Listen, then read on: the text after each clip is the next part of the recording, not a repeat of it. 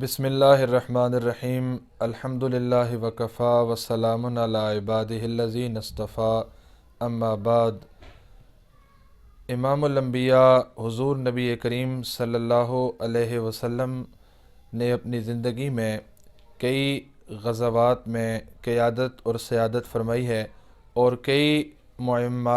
مہمات ایسی ہیں جن میں آپ صلی اللہ علیہ وسلم نے صحابہ کرام کو سرایہ کا امیر اور نگران مقرر کر کے روانہ فرمایا۔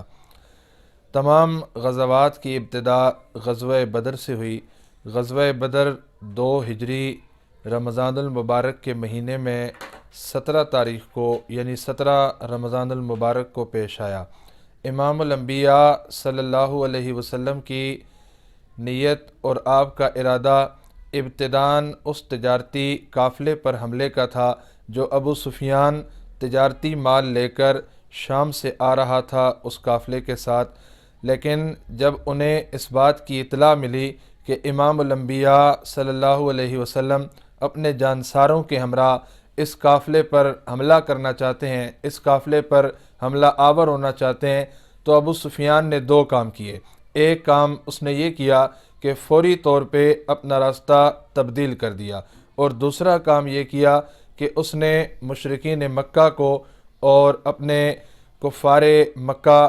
مکہ کے کفار ساتھیوں کو اس بات کی اطلاع پہنچا دی کہ میرے قافلے پر حملہ ہونے والا ہے، میرا مال اور ساتھی اور تمام تر رفقا خطرے میں ہیں۔ جب اس کا یہ پیغام مشرکین مکہ تک پہنچا، انہیں آپ صلی اللہ علیہ وسلم کے ارادے کا پتہ چلا، وہ غصے میں آگ بگولا ہو گئے، اور ان کے غصے کی کوئی انتہا نہیں رہی۔ انہوں نے بڑے زور و شور سے آپ صلی اللہ علیہ وسلم کے خلاف جنگ کی، جدال کی تیاری کرنا شروع کر دی۔ جب آپ صلی اللہ علیہ وسلم تک مشرکین مکہ کی تیاریوں کی خبر پہنچی تو آپ صلی اللہ علیہ وسلم نے اللہ رب العزت کا حکم وَشَاوِرْهُمْ فِي الْأَمْرِ اسے ملحوظ خاطر رکھتے ہوئے، اسے مد نظر رکھتے ہوئے آپ صلی اللہ علیہ وسلم نے اپنے جانساروں کو جمع کیا۔ صحابہ کرام کے جھرمٹ میں آپ صلی اللہ علیہ وسلم تشریف فرما ہیں، مہاجرین بھی موجود ہیں اور انصار بھی موجود ہیں۔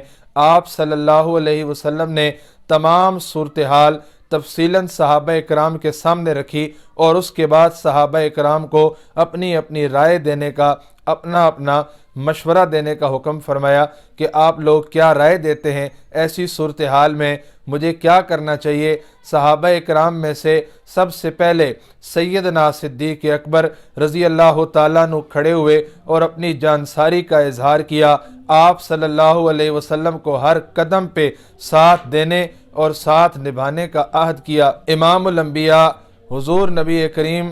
صلی اللہ علیہ وسلم نے مزید صحابہ کرام کی طرف دیکھا۔ حضرت عمر فاروق اعظم رضی اللہ تعالیٰ عنہ کھڑے ہوئے، آپ نے اپنی جانساری کا اظہار کیا، لیکن امام الانبیاء صلی اللہ علیہ وسلم نے خاموشی اختیار فرمائی۔ انصار کے سردار حضرت سعد بن معاذ رضی اللہ تعالیٰ عنہ کھڑے ہوئے اور عرض کرنے لگے، حضور ہمیں یوں محسوس ہو رہا ہے کہ آپ کا روح سخن ہماری طرف ہے، آپ کی گفتگو کا اشارہ ہماری طرف ہے، آپ ہماری رائے جاننا چاہتے ہیں، کیونکہ حقیقت بھی یہی ہے کہ امام الانبیاء صلی اللہ علیہ وسلم کا انصار کے ساتھ جو عہد اور میثاق ہوا تھا وہ یہ تھا کہ اگر مدینہ کے اندر رہتے ہوئے آپ صلی اللہ علیہ وسلم کی جان کو کوئی خطرہ ہوگا، کوئی خدشہ اور اندیشہ ہوگا، تو انصار آپ کی حفاظت کریں گے، انصار آپ کے ساتھ تعاون کریں گے، انصار آپ کا ساتھ دیں گے۔ لیکن اگر مدینہ کے باہر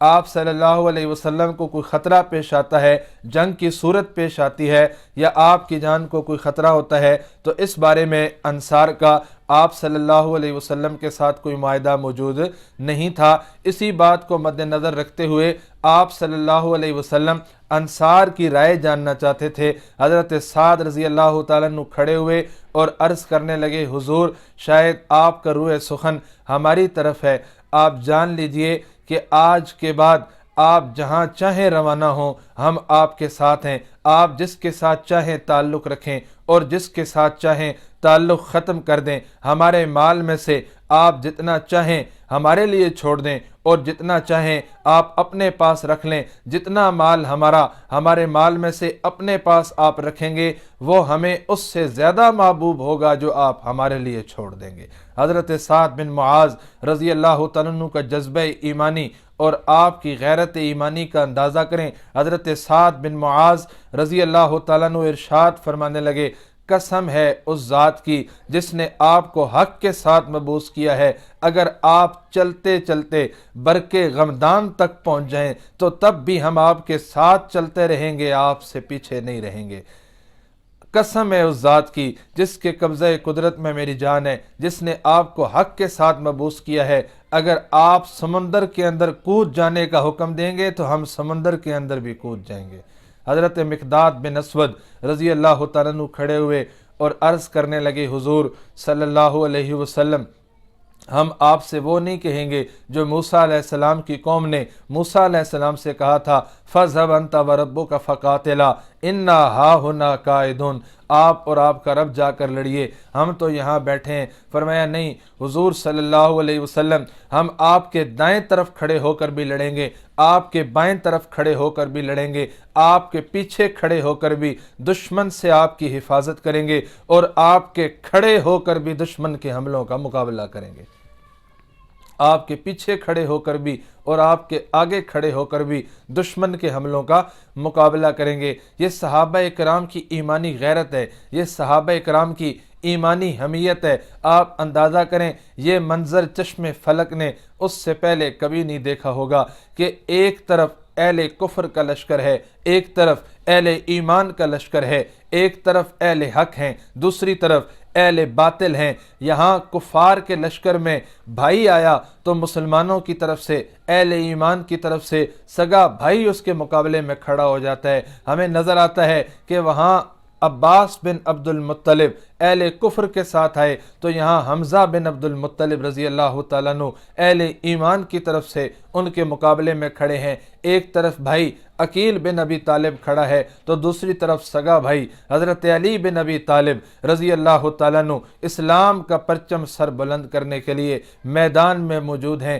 یہاں ایک طرف باپ عبداللہ بن جراح مقابلے میں آیا تو دوسری طرف ابو عبیدہ عامر بن جراح رضی اللہ تعالیٰ عنہ میرے آقا کے جلیل القدر صحابی، جنہیں اس دنیا میں اللہ نے جنت کا سرٹیفکیٹ اور پروانہ عطا کیا تھا، یہ ان 10 خوش قسمت اور خوش نصیب لوگوں میں سے ہیں جنہیں اللہ کے نبی صلی اللہ علیہ وسلم نے بیک وقت ایک ہی محفل میں جنت کی خوشخبری عطا فرمائی تھی۔ حضرت ابو عبیدہ نے دیکھا سامنے کفر کے لشکر میں آپ صلی اللہ علیہ وسلم کا دشمن بن کے میرا سگا باپ عبداللہ بن جراح کھڑا ہے، آپ نے اس کی گردن تن سے جدا کرنے میں بھی دیر نہیں لگائی۔ اور یہی وجہ ہے کہ اللہ کا قرآن پھر نازل ہوا، اللہ کی آیت اس پر نازل ہوئی، لا تجد قوم یؤمنون باللہ والیوم الآخر یوادون من حاد اللہ ورسولہ، کہ جو لوگ اللہ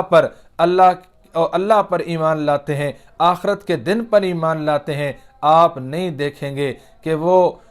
اللہ اور اس کے رسول کے دشمنوں سے پیار کریں۔ وَلَوْ كَانُوا آبَاءَهُمْ، وہ ان کے ماں باپ ہی کیوں نہ ہوں، وہ ان کے والدین ہی کیوں نہ ہوں۔ یہی وجہ ہے کہ ایک طرف ہمیں ابو حذیفہ بن عتبہ رضی اللہ تعالیٰ عنہ صحابی رسول نظر آتے ہیں اور مقابلے میں مشرکین مکہ میں ان کا باپ عتبہ بن ربیعہ موجود ہے۔ ایک طرف حضرت ابو حذیفہ رضی اللہ تعالیٰ عنہ موجود ہیں اور دوسری طرف ولید بن عتبہ ان کا سگا بھائی موجود ہے۔ ایک طرف حضرت ابو بکر صدیق رضی اللہ تعالیٰ عنہ میرے آقا کے جانثار اعظم موجود ہیں اور دوسری طرف ان کا اپنا بیٹا عبد الرحمن بن ابی بکر موجود ہے۔ لیکن ان لوگوں نے اس بات کی کوئی پرواہ نہیں کی کہ مقابلے میں ہمارا بھائی ہے، انہوں نے اس کی پرواہ نہیں کی کہ مقابلے میں ہمارا باپ ہے، انہوں نے اس کی پرواہ نہیں کی کہ مقابلے میں ہمارا भतीजा है। इन्होंने इस बात की परवाह नहीं की कि मुकाबले में हमारा भांजा है। इन्होंने अपने रिश्तों को, अपने नातों को, अपने कौम, कबीले, कुंबे, बरादरी, ख़ानदान को, यहाँ तक कि अपने सगे रिश्तेदारों को और उनके साथ ताल्लुकात को भी इमामुल अंबिया सल्लल्लाहु अलैहि वसल्लम के लाए हुए पैगाम और इस्लाम पे कुर्बान कर दिया। अल्लाह रब्बुल इज़्ज़त हमें सहाबा कराम के नक्शे कदम पे चलने की तौफीक अता फरमाए। ग़ज़वा बदर की मज़ीद तफसीलात इंशाअल्लाहुल अज़ीज़ आइंदा वीडियो में अर्ज़ करेंगे। अल्लाह रब्बुल इज़्ज़त हमें सहाबा कराम के नक्शे कदम पे चलने की तौफीक नसीब फरमाए। रमज़ानुल मुबारक के हवाले से, रोज़े के हवाले से, ज़कात के हवाले से मुख्तलिफ़ उन्वानात पे, मौज़ूआत पे हम कोशिश कर रहे हैं कि इस्लामी मालूमात आप तक पहुँचाएँ। लेकिन अगर फिर भी रोज़मर्रा के मसाइल के हवाले से, इस्लामी अहकामात, इबादात के हवाले से, बुनियादी अक़ायद और नज़रियात के हवाले से किसी भी उन्वान पे आप कोई सवाल करना चाहें, कोई बात पूछना चाहें, तो हमारे व्हाट्सएप नंबर्स यहाँ स्क्रीन पे आ रहे होंगे। आप इन पे वॉइस नोट भेज सकते हैं। आप कमेंट्स सेक्शन में अपनी राय का इज़हार कर सकते हैं, बेहतरीन मशवरा और तजवीज़ दे सकते हैं, और जो मसला आप पूछना चाहें वो मसला पूछ सकते हैं। अल्लाह रब्बुल इज़्ज़त हम सब का हामी और नासिर